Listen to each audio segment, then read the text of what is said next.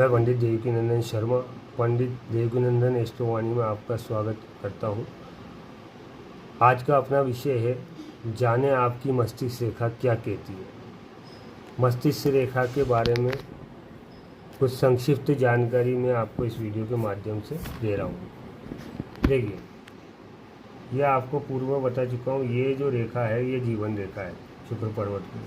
अब मस्तिष्क रेखा जो है वो जीवन रेखा के समकक्ष प्रारंभ होती है और हथेली के दूसरे पार, जैसे इस तरह से अगर रेखा दिखाई देती है। अधिकांश हाथों में इस तरह की भी होती है, मैं बताऊंगा सब अलग अलग प्रकार इसके। तो एक प्रकार तो ये होता है कि ये हथेली के एक छोर से दूसरे छोर पर चली जाए, हथेली को दो भागों में मार दे। तो ये इस तरह की जो मस्तिष्क रेखा होती है ये बहुत शुभ मानी गई है। ऐसी मस्तिष्क रेखा को शुभ फलदायी कहा जा सकता है। तो ये जो है ये आपकी क्या है, ये मस्तिष्क रेखा है आपकी। ये जो है ये मस्तिष्क रेखा है।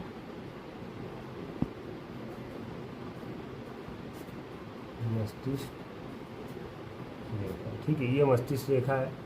अगर यही रेखा जीवन, तो मस्तिष्क रेखा और जीवन रेखा का संबंध अगर बना हुआ है, मस्तिष्क रेखा जीवन रेखा के साथ साथ आगे बढ़ रही है, तो यह दूरदर्शिता दर्शाती, ये साथ में दर्शाती है कि व्यक्ति अपने परिवार से जुड़कर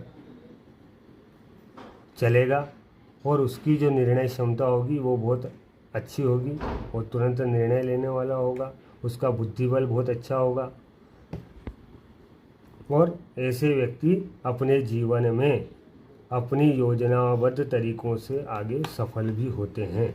उनको जीवन में मानसिक परेशानियां नहीं होती है। और ऐसे लोग, अब जो जीवन रेखा से पूरा यहाँ से जुड़ा हुआ दो ही भाग चल रहा है, तो ऐसे व्यक्ति अपनी कुल परंपराओं को मानते हुए कार्य करते हैं।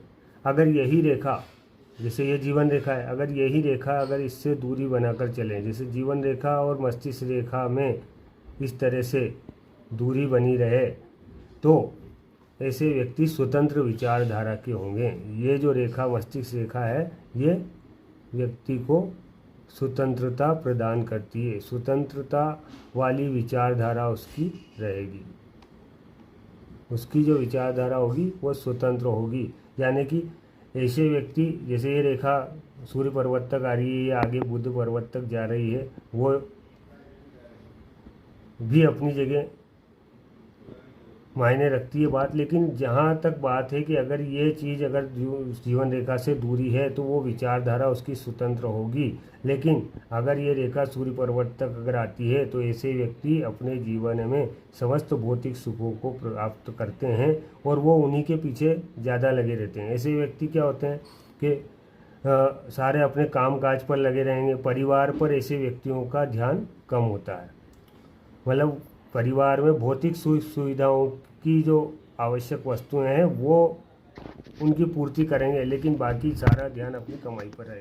और ये वाली जो रेखा है ये इनका ध्यान दोनों तरफ रहता है। तो ये इस तरह की रेखा होती है। आज इसी रेखा में अगर ये जो रेखा है, जैसे ये वाली रेखा है, इसमें दो भाग हो जाए, दो भाग में बढ़ जाए, या फिर ये वाली रेखा आगे चल के दो भाग में बटे और एक हिस्सा इसका इस तरफ झुक जाए चंद्र पर्वत की तरफ, तो ऐसे व्यक्ति जो हैं अपने जीवन में बुद्धिमान होते हैं। मानसिक और व्यवहारिक, रचनात्मक कार्यों को और व्यवहारिक कार्यों को दोनों को निभाकर चलने वाले होते हैं।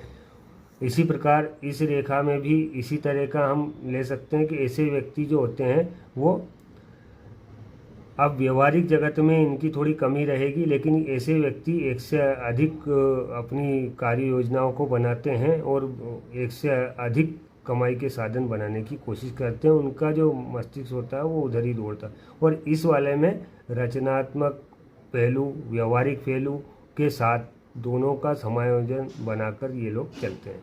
अगर यही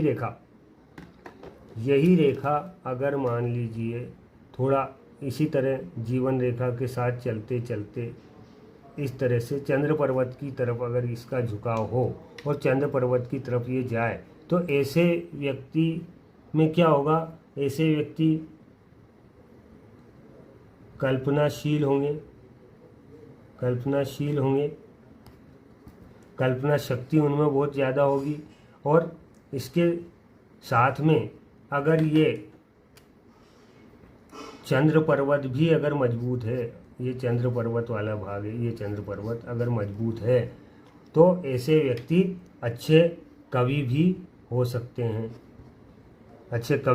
हैं, रचनात्मक कार्यों में ऐसे व्यक्तियों की रुचि होती है, व्यवहारिक जगत में अच्छी रुचि होती है। इसके साथ में ये रेखा अगर दो भागों में इस तरह से भी अगर डिवाइड हो रही है तो ये भी शुभ संकेत होता है कि ऐसे व्यक्तियों को अपनी रचनात्मक कार्यों में कल्पना शक्तियों को आगे बढ़ाने की इच्छा शक्ति इनकी अच्छी होती है और ये ऐसे कार्यों में सफल हो सकते हैं। इसके अलावा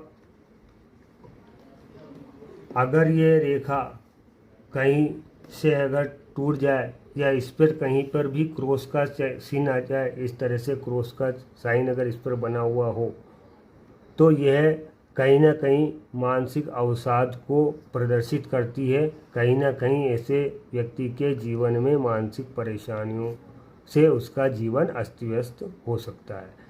तो साथ में अगर ये रेखा के बीच में अगर गैप हो जाए इसके बीच में, तब भी यही स्थिति बनती है। तो इस रेखा में क्रॉस का होना शुभ नहीं माना। अगर इस पर किसी प्रकार का वर्ग बना हुआ है या इस क्रॉस के ऊपर वर्ग बना हुआ है तो ऐसे व्यक्ति के जीवन में समस्या आएगी, लेकिन उस समस्या का समाधान निकल जाएगा। कुछ समय के लिए मानसिक परेशानियों का सामना करना पड़े, उसके बाद उसको उस समस्या से निजात मिल सकती है। इसके अलावा अगर यही मस्तिष्क रेखा का अगर झुकाव थोड़ा सा ऊपर चल के बुध पर्वत की ओर अगर हो जाता है तो ऐसे व्यक्ति वाणिज्यिक बुद्धि वाले होते हैं। और अगर यही मस्तिष्क रेखा से एक रेखा निकलकर झुककर सूर्य पर्वत की तरफ चले जाए तो ऐसे व्यक्ति को पशुओं से दुर्घटना का सामना करना पड़ता है। अगर यह रेखा अनामिका उंगली तक अगर पहुंच जाए, मूल तक पहुंच जाए, तो फिर ऐसे व्यक्ति जो होते हैं वो तांत्रिक क्रियाओं में उनको सफलता, जैसे ये तर्जनी ये अनामिका के पोर पे ऊपर इस तरह से अगर पहुंच जाए, ऐसे बहुत कम हाथों में देखिए, तो ऐसे तंत्र विद्याओं में भी ऐसे व्यक्तियों को माना गया है कि ऐसे व्यक्ति तंत्र विद्या में भी सफल हो जाते हैं। अगर यही रेखा दोष मुक्त हो, जैसे मैंने बताया ये वाली रेखा पूरा क्लियर दोष मुक्त हो, तो ऐसे व्यक्ति में चुंबकीय शक्ति होती है, उनका मानसिक बल बहुत बढ़िया होता है, उनका डिसीजन पावर बहुत अच्छा होता है।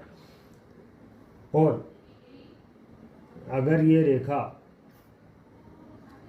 हृदय रेखा के मध्य तक ही समाप्त होती है तो, और उसमें बुध पर्वत आपका मजबूत है, ये बुध पर्वत है, अगर बुध पर्वत मजबूत है और ये रेखा कमज़ोर है आपकी मस्तिष्क रेखा, चाहे वो नीचे की ओर झुक रही है, ऊपर की ओर, या फिर यहाँ तक इसकी जो मजबूती है वो अगर कम हो गई है या ये खंडित हो गई है, कमज़ोर अवस्था में है, तो ये मान के चलिए कि ऐसे व्यक्तियों को अपने जीवन में कोई ना कोई समस्याओं का सामना करना पड़ता है। साथ ही ऐसे व्यक्ति को शस्त्र का भय भी रहता है। तो मस्तिष्क रेखा का अच्छा होना बहुत ज़रूरी है, क्योंकि मस्तिष्क दिमाग है, दिमाग अगर सही होगा तो जीवन का पूरा आनंद व्यक्ति ले सकता है। तो मस्तिष्क रेखा जितनी अच्छी, सुंदर, स्पष्ट होगी, व्यक्ति जीवन में उतना ही सफल होगा। मस्तिष्क रेखा दो भाग में होगी तब भी उसको बहुत अच्छा सुंदर योग बनेगा, चाहे वो चंद्र पर्वत की हो जाए या मंगल पर्वत की तरफ हथेली को दो भागों में बांट के चले, या फिर ये सूर्य पर्वत तक इसकी लंबाई रहे। इसके साथ में गुरु पर्वत और चंद्र पर्वत अगर अच्छे हैं तो भी अच्छा शुभ फल इसको प्राप्त होता है। और भी बहुत सारे शुभ चिन्ह हैं, वो एक अलग आधार है, लेकिन मस्तिष्क रेखा का शुभ होना बहुत ज़रूरी है। इस पर किसी प्रकार का ये द्वीप का साइन, क्रॉस का साइन नहीं होना चाहिए। तो मस्तिष्क रेखा टूटी फूटी इस तरह से नहीं होनी चाहिए, तब तो फिर मानसिक स्थिति सही रहेगी, और जब मानसिक स्थिति सही रहेगी तो उसका जीवन भी सही रहेगा। मस्तिष्क रेखा का झुकाव जीवन रेखा के साथ अगर चलते चलते साथ में इस तरह से चलकर बिल्कुल डाउन इस तरह से अगर आ जाती है तो ऐसे व्यक्ति बहुत अधिक कल्पनाशील होते हैं। ऐसे व्यक्तियों का एक कह सकते हैं भाग्योदय यात्राओं से भी हो सकता है, लेकिन अगर ये रेखा ज़्यादा डाउन है और इसका झुकाव इस तरह से अगर इधर हो जाता है जीवन रेखा की तरफ और चंद्र पर्वत की तरफ बिल्कुल डाउन, तो ऐसे व्यक्तियों की मानसिक स्थिति कमज़ोर होती है। ये स्वप्न अवस्था कही गई है। ऐसे व्यक्ति कल्पनाओं में ज़्यादा रहते हैं, वास्तविक जीवन में इनका ध्यान कम रहता है। तो ये था मस्तिष्क रेखा के बारे में। आज इतना ही। आगे के और वीडियो में मैं आपको इसी तरह की जानकारी देता रहूँगा। मेरे चैनल को सब्सक्राइब करें। धन्यवाद।